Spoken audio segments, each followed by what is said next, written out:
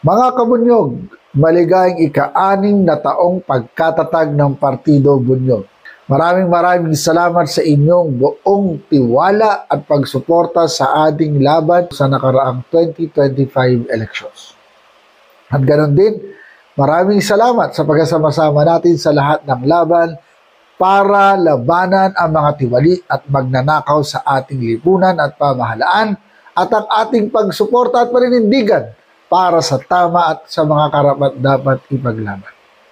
Mahalaga ang patuloy na gagampanan ng Partido Bunyog upang maisulong ang paninindigan para sa tunay na reforma agrikultura at para sa pambansang industrialisasyon.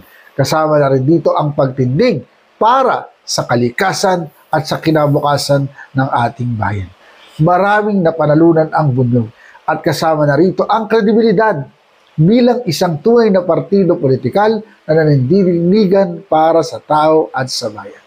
Sama-sama po tayo magpatuloy upang tahakin ang landas ng tunay na paglilingkod sa tao at sa bayan at para sa bawat mamayang Pilipino.